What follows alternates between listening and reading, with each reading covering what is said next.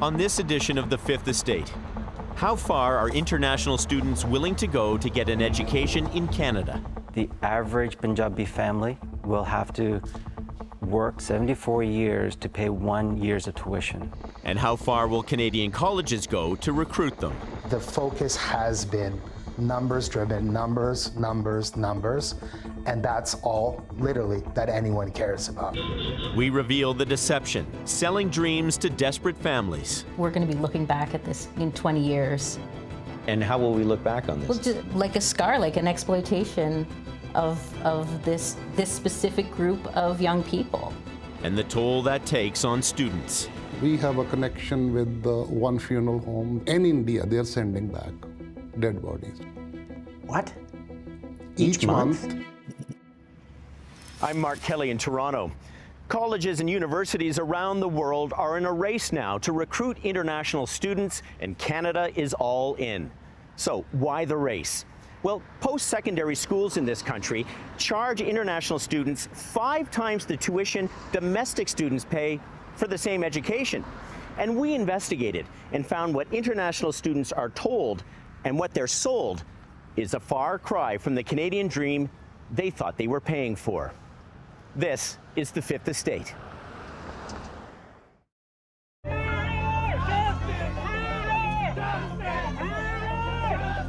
These international students came to Canada full of hope.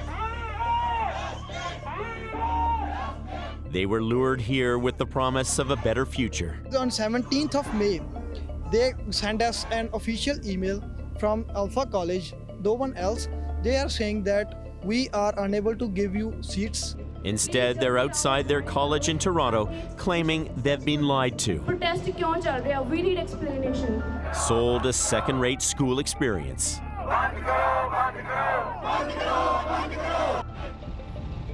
We come from our country to here with lots of dreams, with lots of hope. Like we think that college is our family. If college don't think about us, then who'll think? And they want Canadians to know their story.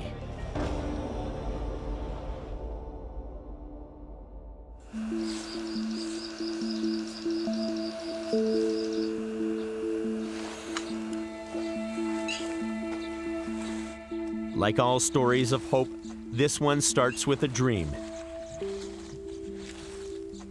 Gurdeep Singh has spent years toiling on his family farm, growing wheat and rice in the breadbasket of India.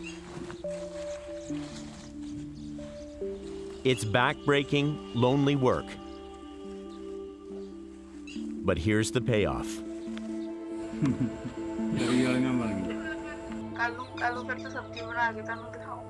All his sweat and sacrifice has enabled him to send his only child, Dilpreet, to school in Canada. Dilpreet तो Canada गई है 17 लाख रुपया इकट्ठा करा. Singh says he sold 2 trucks to raise the $28,000 to send her to Toronto. फिर अपन पैसा भरे. He's bet the farm on her future.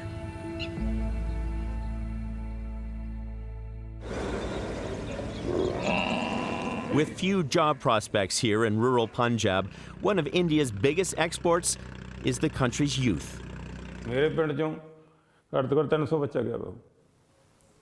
Singh says in his village alone, some 300 young people have left to study abroad. They take with them the hopes and dreams of those they've left behind, with no guarantee of success. ਕਿਸੇ ਦੇ ਉਹ ਵੀ ਗਏ, ਮਾਂ ਪਿਓ ਵੀ ਉੱਠ ਗਏ, ਉੱਥੇ ਚਲੇ ਗਏ.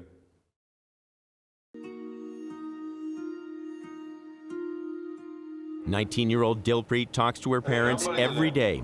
ਮੈਨੂੰ ਹੋਰ ਦਿਖਾ ਦਿਓ ਕੌਣ ਨਾਲ. ਠੀਕ ਹੈ daddy. To ease the loneliness Bye. and the pressure to succeed. Do you feel that pressure, though? That you don't want to disappoint your parents? I don't want to say, yeah, I do feel the pressure. We have to say something to them to console them and to say, no, don't worry, Dad, I'm fine, I'm doing good. So that's kind of lie, but... Why do you have to lie? Because we don't really want them to be depressed. We don't really want them to cry for us because they sent us here to have a great life.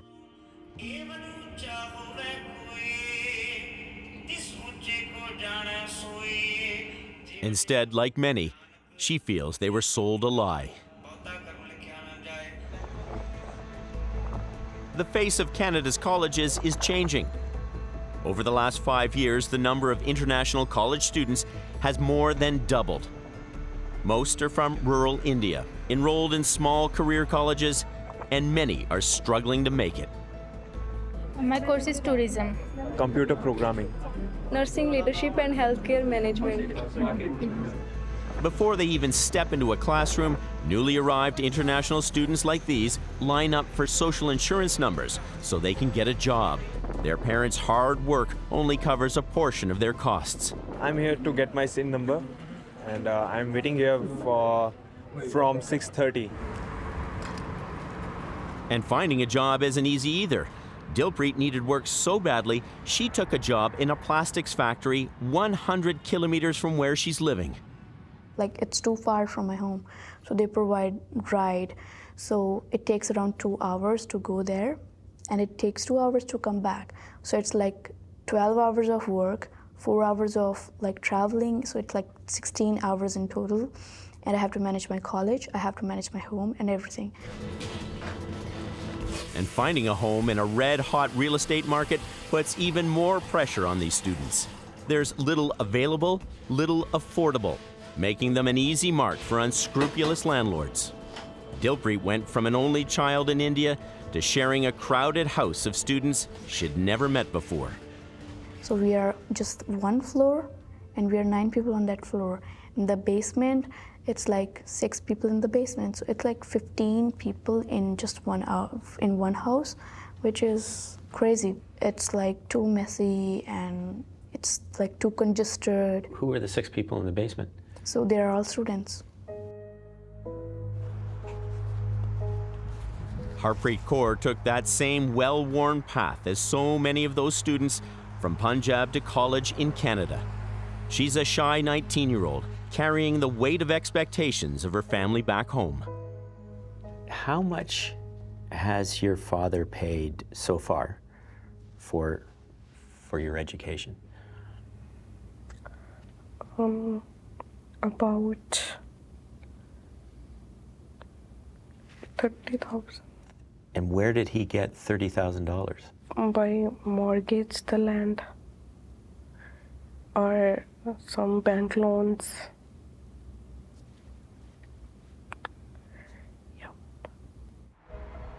She tells her parents about her life in Canada, living with 7 strangers, working overnight shifts to pay her way. But after investing all this money, they tell her there's no turning back now.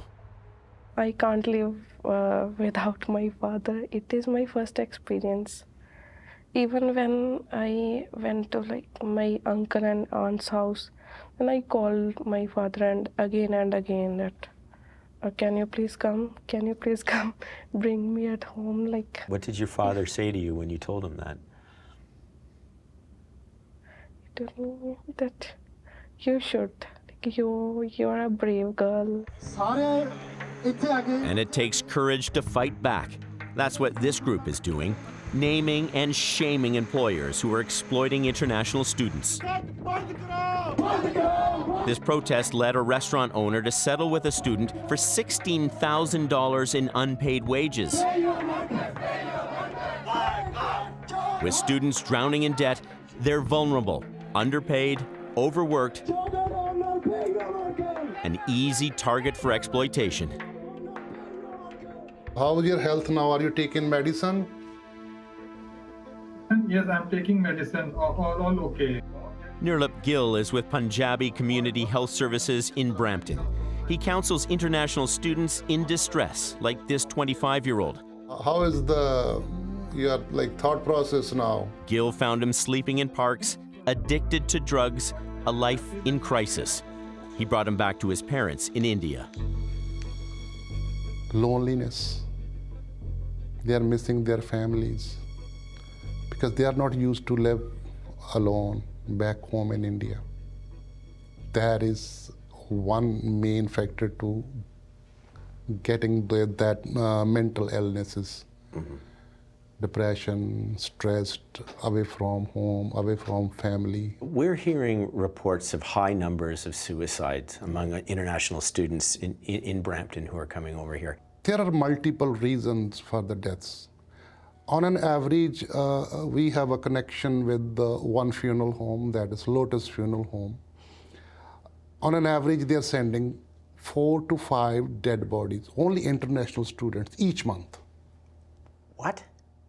Each month, 4 to 5 dead bodies of only international students. In India, they're sending back dead bodies.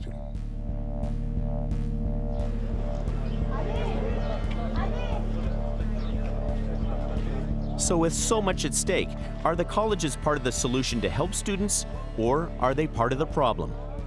Coming up, we take a closer look. They're doing everything they can to find more ways to bring in more students. Their lobby is more students, more students, more students, whether it is increasing class sizes, whether it is irresponsibly bringing in students that they don't have enough support to offer. I mean, it doesn't matter. What matters is numbers, right? So that's the issue.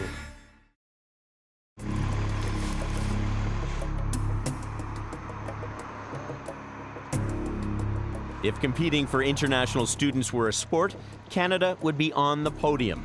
We rank 3rd behind the US and Australia in the race for students.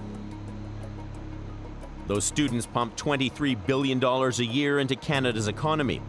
So what are they getting for their money? Bodies are international bodies are there, so they maintain, they manage. Just ask Dilpreet Kaur. An advisor urged her to enroll in a college she'd never heard of and knew nothing about. I don't know why he just suggested me this college that I'm having right now. So they were like, okay, you have this college, get this. So which college is that? It's Alpha College, St. Lawrence Alpha College. So I'm currently in 2nd semester there. If you haven't heard of Alpha College either, this could be why.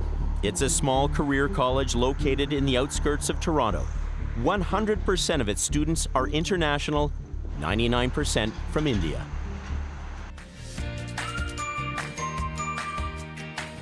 But Dilpreet wonders if Alpha is such a sought-after college, why aren't any Canadian kids enrolled there? If there are 500 students, I have never seen a Canadian student in that. So it means we are all international students, and we are who are supporting that college, that's all.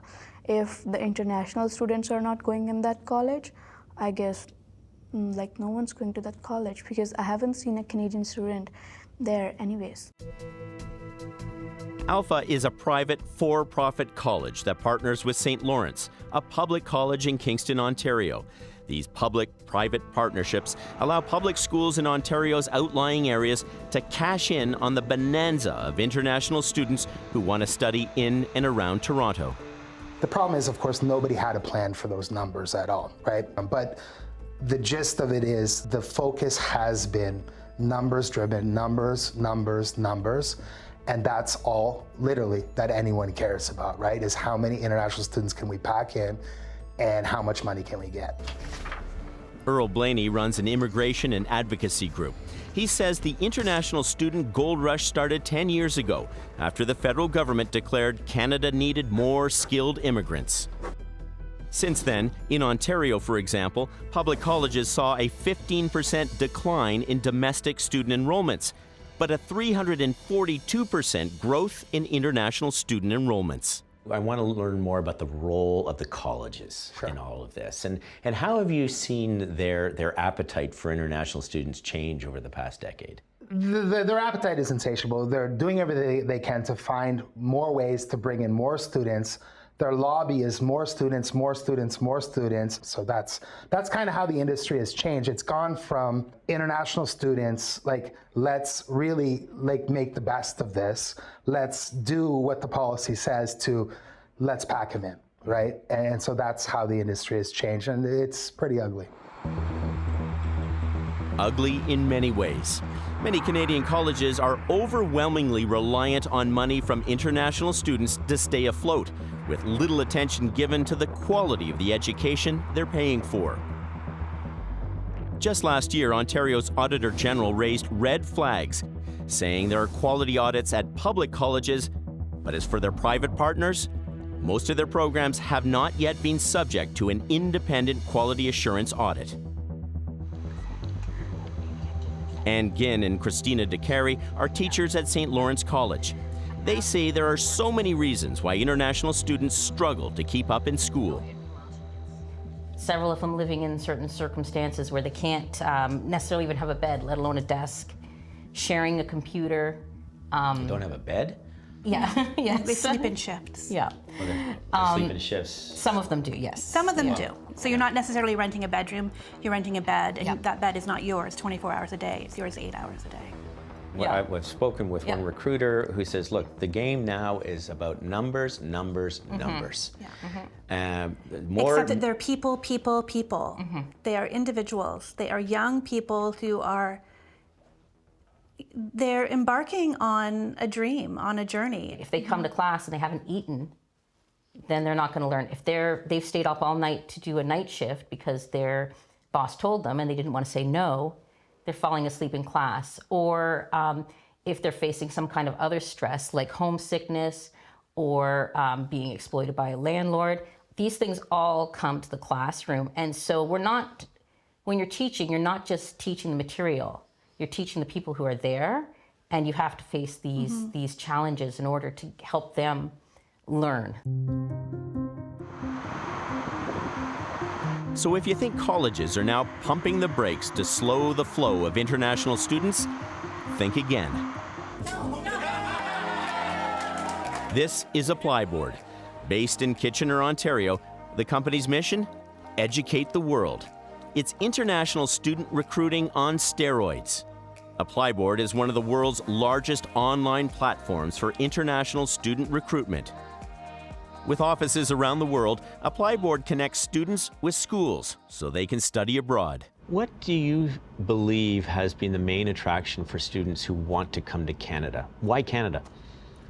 I think it's a dream country in many sense. I think Canada is a land of mind for people that want to build something better. Our one team. We build each other up and grow side by side. This corporate video showcases the company co-founders, three brothers who came to Canada as international students. Right now we are the biggest company bringing students to Canada, and we are so glad that we have done this. And also, we're so glad too, because we need more international students. I believe Apply Board uses an army of recruiters to enroll international students and feed that insatiable appetite of Canadian colleges and universities. How many agents do you have on the ground? We tend to call them recruitment partner, and there is a partner. There is a. I stand corrected. How many recruitment partners do you have on the ground? Appreciate that, though. That's a word that Apply Board actually invented. Okay. So recruitment partner, and where we work about 10,000 vetted recruitment partner is a network that we built up in the past 5 years in 60, 70 plus countries. Apply Board is paid to recruit students for hundreds of Canadian colleges and universities, so they don't have to do it themselves. The aggregator model is basically just a large corporation signs recruitment agreements with College A, and then they sublet that recruitment agreement to 10,000 plus sub-agents on the ground who have absolutely no direct connection with the college. The college has no ability to screen them. They have no ability to review their work or conduct with the student, promises made, advertising, you name it, right?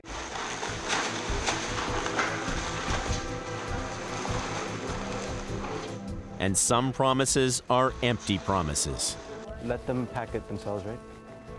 Just ask these volunteers with Khalsa Aid, an international aid agency with a chapter in Brampton, Ontario. Our biggest projects are internationally. We set up water projects in remote villages across the planet. We've set up solar projects. We work with governments. We work natural disasters. We work man-made disasters like war and stuff like that. That's what we do. That's what we're known for. This is what we're not known for is filling grocery bags and giving to international students. That's not something that we've ever done until now.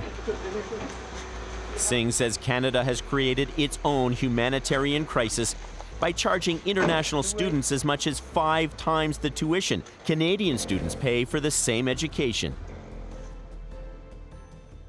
The average Punjabi family will have to work 74 years, I think it is.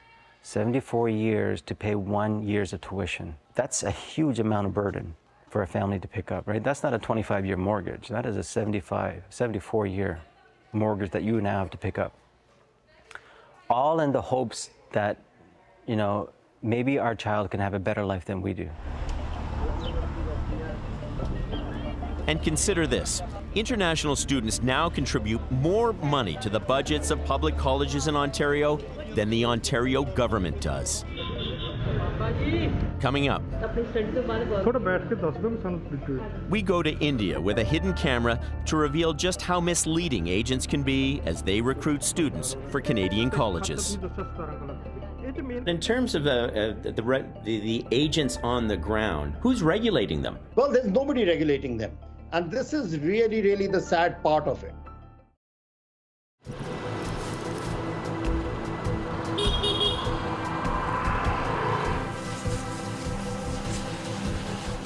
Here in India, the pitch to young people is clear. Canada needs immigrants. Canadian post-secondary schools need students. This is where the sales job starts. And as you're about to see, so too does the deception.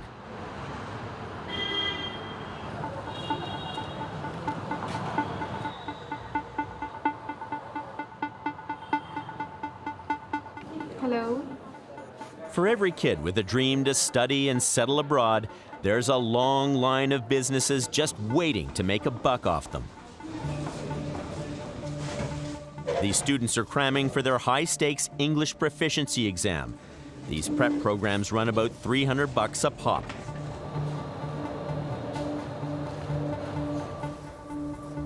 Fail here, and the dream dies. Good afternoon, class. Please have a seat. So we are supposed to read just the questions. Before questions, what is important to read the instructions. It's estimated more than 1 million Indian students take these classes every year, hoping for that golden ticket, an education in coveted countries. With a show of hands, how many of you would like to go to Canada? And why Canada? Much good education facilities are available for the students. So I think that's why I want to go to Canada. I would love to go there just because it's environment and it's safe, and even the institutions provide a very good facility about the education. I basically want to stay there, have my white collar job, and live a life that I have always dreamed of. This school is regulated. The problem? Most aren't. There are an estimated 5,500 English proficiency schools in Punjab alone. Some give struggling students a passing grade for a price, setting them up for failure even before they leave India.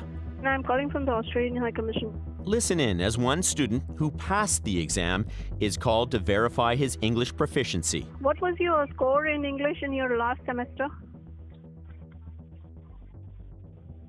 Sorry, ma'am? What was your English score in your last semester of bachelor's? I want to study this course because I want to make my career as a business administration. I applied for MBA at Victoria University, Australia. Do you have any questions for me? No, ma'am, thank you. The result? Teachers tell us some students show up to class in Canada unable to speak English. Think about the students who would be talking during class, and it took us a while to figure out they were translating for each other. So then I thought, okay, so let me make little groups of 4, and let me get somebody who's really strong in English and make sure they can translate for the people who aren't. But it took a while to notice that that's what was happening. But I mean, I know they have to pass an English proficiency test in order to get Some here. Some people are very good at writing tests. But not very good at speaking English. Yeah.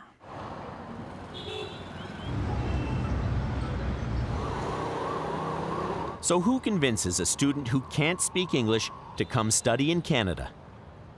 Shady education agents do. Students pay agents to help them get into Canadian schools and then apply for a student visa. And here's where things get even murkier. Vinay Hari is the self-proclaimed #1 education agent in India. In this ad, he says no English, no problem. He guarantees students a visa to Canada. Again, all for a price. Canada has been focusing on Punjab, and give me an idea of what it's like on the ground there for students, meeting recruiters, meeting these agents. Just in the state of Punjab or North India, you'll probably see thousands of travel agents acting like education agents. So it's actually a pretty large industry in India. Ravi Lokan Singh runs a global student recruitment company. He's one of the good guys. He says many aren't. And I don't want to call them education agents at all, because I don't think they are promoting education. I think they are just promoting a way to reach Canada. And I think this is very important for me because after working in this trade for 31 years, I find it very difficult to work in Punjab market per se, because there's no counseling really taking place. This agency promises easy and speedy visas.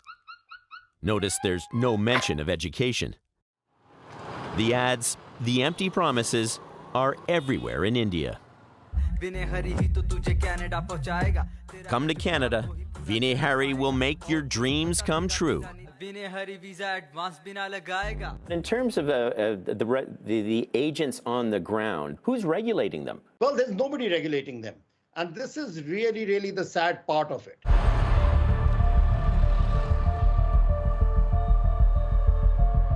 These agents charge students fees for their services, but they're also paid by Canadian colleges to recruit students, as much as $2,000 for each student who enrolls. We wanted to see what promises the agents were making students and their parents. This father and son, who were interested in a Canadian education, agreed to wear a hidden camera as they met agent after agent. एक साल की fees पे करनी ही करनी है मान के चलो 10-10.5 ਲੱਖ ਦੇ ਨੇੜੇ ਤੇ ਆਉਣੀ ਹੈ ਇੱਕ ਸਾਲ ਦੀ ਇਹ ਸੈਕੰਡ ਈਅਰ ਲਈ ਕੋਈ ਉੱਥੇ ਕੰਮ ਵਗੈਰਾ ਨਹੀਂ ਮਿਲ ਜਾਏਗਾ ਜਿਹੜਾ ਕਰਕੇ ਸੈਕੰਡ ਈਅਰ ਦੇ ਸਟੂਡੈਂਟ ਆਰਾਮ ਨਾਲ ਕੱਢ ਲੈਂਦੇ ਇੱਥੇ ਕੋਈ ਵੀ ਆਰਾਮ ਨਾਲ ਖਾਸ ਕਰ ਜਿੱਦਾਂ ਤੁਸੀਂ ਟੋਰਾਂਟੋ ਤੋਂ ਵਾਧੂ ਕੰਮ ਹੁੰਦਾ Easy? Far from it. An international student would need to work at least 50 hours a week at minimum wage to cover their cost of tuition and living expenses. And many are sending money home as well. The father then asks about a well-established college in Toronto, but the agent directs him to a little-known career college. ਮੈਨੂੰ ਇਹ ਦੱਸੋ ਵੀ ਇਹਨਾਂ ਨੂੰ job ਦੀ ਕਿੱਦਾਂ chance ਹੈਗੇ business ਦਾ ਜੋ study ਕਰਦੇ ਨੇ ਬਿਜ਼ਨਸ ਬਿਲਕੁਲ ਆਰਾਮ ਨਾਲ ਕਿਤੇ ਵੀ ਆਫਿਸ ਵਿੱਚ ਕਲੈਰੀਕਲ ਜੌਬ ਮਿਲ ਜਾਂਦੀ ਹੈ ਅੱਛਾ ਜੀ ਬਿਜ਼ਨਸ ਨਾਲ ਜੌਬ ਵੀ ਵਧੀਆ ਮਿਲਦੀ okay Hanson College is likely paying that agent a higher commission. When contacted, the school wouldn't confirm either way. Then another agent with a big promise. ਜੇ ਤਾਂ ਕਹਿੰਦੇ ਨੇ ਕਿ ਇੱਥੇ ਟੋਰਾਂਟੋ ਦੇ ਵਿੱਚ ਘੱਟ ਚਾਂਸ ਹੈਗੇ ਨੇ ਵੀ ਹੁਣ ਇਸ ਟਾਈਮ ਤੇ ਸਟੂਡੈਂਟਸ ਲਈ ਬਹੁਤ ਈਜ਼ੀ ਕਰਤਾ ਹੈ ਸਿਸਟਮ ਅੱਛਾ Again, not so easy. There are currently more than 250,000 people in a backlog waiting for their permanent residency to be approved. Even after the father and son left the agent's offices, they were approached on the street by other recruiters.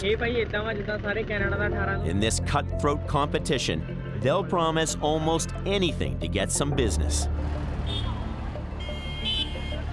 Australia, New Zealand, the UK, and Ireland signed a joint code of conduct for the ethical recruitment of international students to ensure agents are honest, transparent, and act with integrity.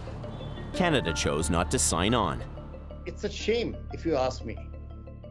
You would think that there are hundreds and thousands of students landing up in Canada. Some of these classrooms would be filled with students from Punjab, but there is really no mechanism to put some code of ethics around the way students are recruited. The system is built on misinformation. They're all acting as unlicensed immigration consultants across the board, almost without exception.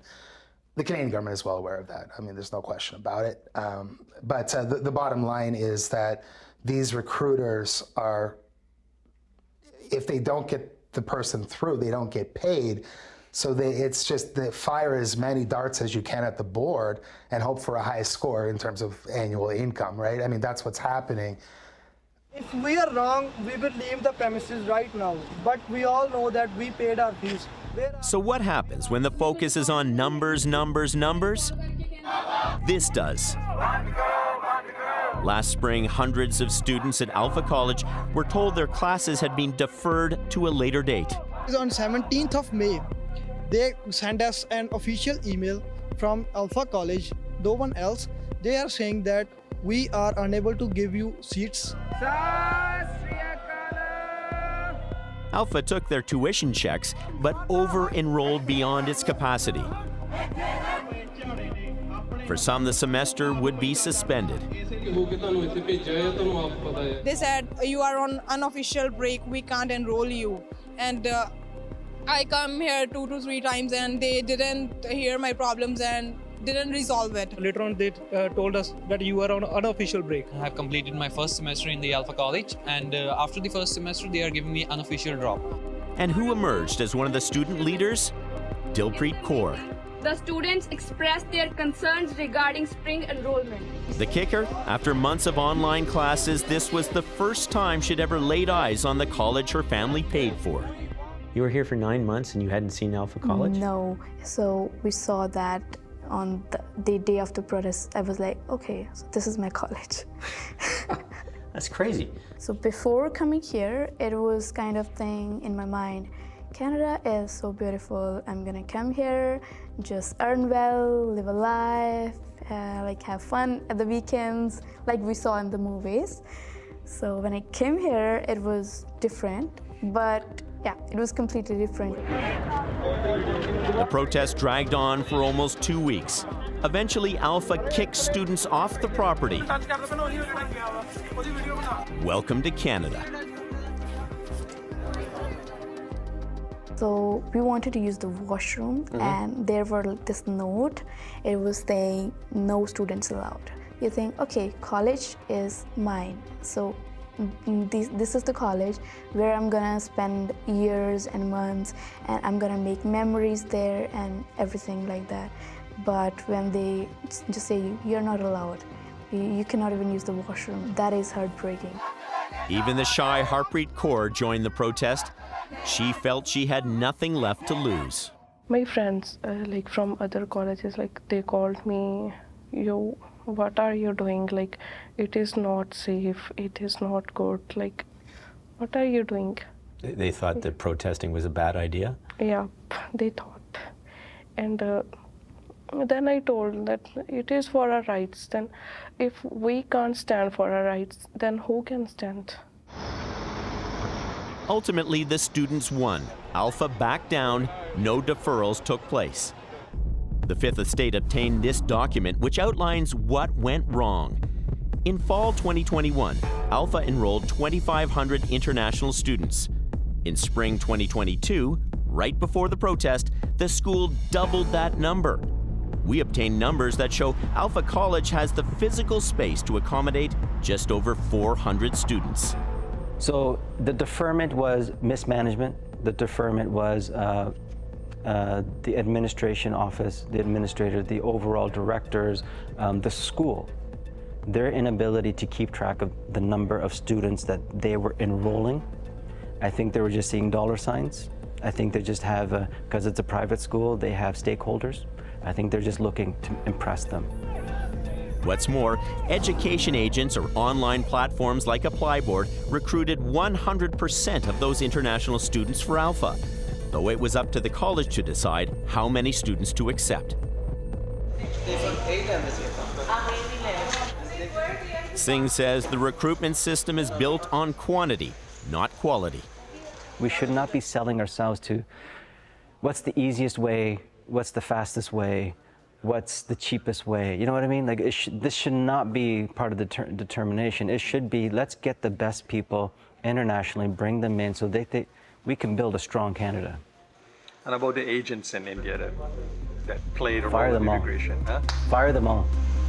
So what led Alpha to over-enroll international students?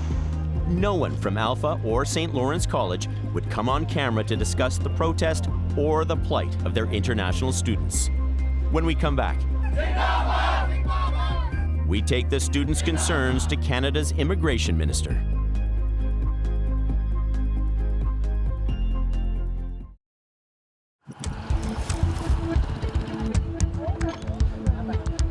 The federal government's 10-year push to attract more international students from India has created a massive backlog.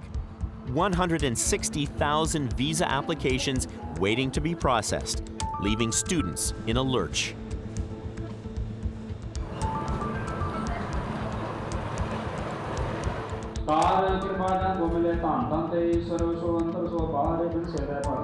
So some are calling on a higher power for help. Students leave these toy planes at temples as an offering. The hope that elusive visa will arrive on a wing and a prayer. He says he comes to the temple to ease his stress and ask God for a little help.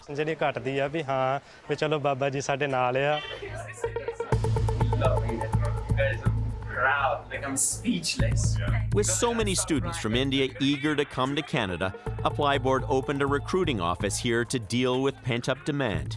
LinkedIn startup. Those education agents we approached in India with a hidden camera work with Apply Board. I'm always a big believer, access and transparency. Yeah.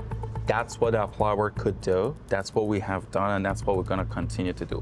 Build the transparency for the students to make the best decision. And that's a good point. But so we wanted to know more about what's happening on the ground too. And like you, we're interested in finding more about transparency. So we showed some of what we caught on camera to Apply Board co-founder Mehdi Basiri. ਮੈਨੂੰ ਇਹ ਦੱਸੋ ਵੀ ਇਹਨਾਂ ਨੂੰ job ਦੀ ਕਿੱਦਾਂ chance ਹੈਗੇ business ਦਾ ਜੇ study ਕਰਦੇ ਨੇ ਬਿਜ਼ਨਸ ਬਿਲਕੁਲ ਆਰਾਮ ਨਾਲ ਕਿਤੇ ਵੀ ਆਫਿਸ ਵਿੱਚ ਕਲੈਰੀਕਲ ਜੌਬ ਮਿਲ ਜਾਂਦੀ ਹੈ ਅੱਛਾ ਜੀ ਬਿਜ਼ਨਸ ਨਾਲ ਜੌਬ ਵੀ ਵਧੀਆ ਹੈ okay He was also saying that you can go anywhere in Toronto and get an office job once you go through a career college. Is that a fair promise to be able to make students? I don't know about the office job. I think now is the perfect time and opportunity for anyone looking for opportunity to find a job. Is the dream job of everyone? No, I started from pizza delivery. And what about the promise of permanent residency? ਜੇ ਤਾਂ ਕਹਿੰਦੇ ਨੇ ਕਿ ਇੱਥੇ Toronto ਦੇ ਵਿੱਚ ਘੱਟ chance ਹੈਗੇ ਨੇ ਪੀ ਹੁਣ ਇਸ ਟਾਈਮ ਤੇ ਸਟੂਡੈਂਟਸ ਲਈ ਬਹੁਤ ਈਜ਼ੀ ਕਰਤਾ ਹੈ ਸਿਸਟਮ ਅੱਛਾ I just want to ask you about that one. What they're being told here is there's no problem getting permanent residency. The message is absolutely wrong. No one should, and it's clearly in our website, it's clear in our code of conduct, it's actually a terms of condition. No one should. And that says, except if you're an immigration consultant, that you should be able to advise, no one should. Apply Board says it's made substantial investments in training its recruiting partners and has a code of conduct that is enforced when needed. As for Earl Blaney, the international student advocate, he says treating these students like a product instead of people is bad for them, bad for brand Canada. Can we improve the quality of education? Can we get people jobs? Can we get them skills? Can we get them degrees that they will take home and be successful with? Absolutely, we can do that, but we're not trying, right? So that's the problem. We're trying to pack them in, we're trying to get their money, and we're trying to say, okay, job done, right? It's not how students feel about it, right? Like, they want something, and we're not delivering, period. Nobody seems to want to take responsibility. 100%. Like, who's responsible, right? Who is responsible? Unfortunately, the answer is no one. Somebody has to be responsible. Sean Fraser, who's it going to be? Sean Fraser is Canada's Minister of Immigration. We took the students' fight to his office in Ottawa. Reports have come out that have said that Canada is now getting an international reputation for our post-secondary schools that are treating these kids as cash cows. You know, it's something that actually troubles me greatly. There are certain private career colleges that I'm convinced have come to exist just to make a buck on the back of the international student program. It's completely unacceptable to me. So what do we do about this? I think we need to do a better job of working with provincial governments to say, we're hearing stories that are coming from X institution. It's really problematic for us. They're trying to grow their acceptance of international students to an extraordinary number. We have concerns that it might be about financial impropriety rather than providing a quality education to students who are coming here trying to better themselves. themselves. Nobody's cracking down on these agents. Nobody's cracking down on the institutions that are taking the money. Well, where's the accountability? If there is examples of promoters who are tied to institutions that are taking advantage of students, then we need to work with provincial governments to say, you have a problem with these certain institutes. If they don't need my permission to de-designate an institution from the program. We're highlighting a case where there was one school in Toronto. I mean, they went from 2,500 students one year to 5,000 students the next year. They only have a capacity for 400 students in the building. Then they told these students they've over-enrolled and they had to defer them. These kids had to protest. They're paying for their own exploitation. It's distasteful. I have no patience for it. It's not what the program was designed for. It's designed to provide an education to students and to benefit Canadian communities, not to allow sham operations to open up to financially abuse innocent students who have in their mind what Canada could be, only to be let down because they've been sold a false bill of goods. So the students have been heard, but their fight is far from over. I think that we're going to be looking back at this in 20 years. And how will we look back on this? Well, just like it's like a scar, like an exploitation of this specific group of young people. I think it's unethical to recruit someone when they're not going to be able to succeed. As for Dilpreet, she's learned some hard lessons about being an international student in Canada. After all this protesting and everything happened, this experience, it really made us feel like they just want our money and they just want us to give money and like again and again and get rich, filling their pockets, and don't really care about us at all.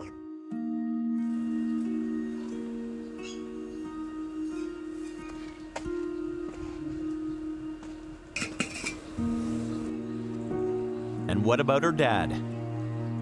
Gurdeep Singh, who bet his farm on her future.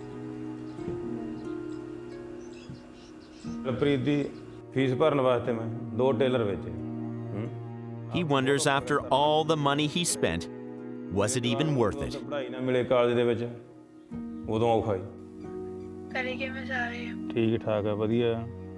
But he says he's so proud of his daughter, urging her not to quit now.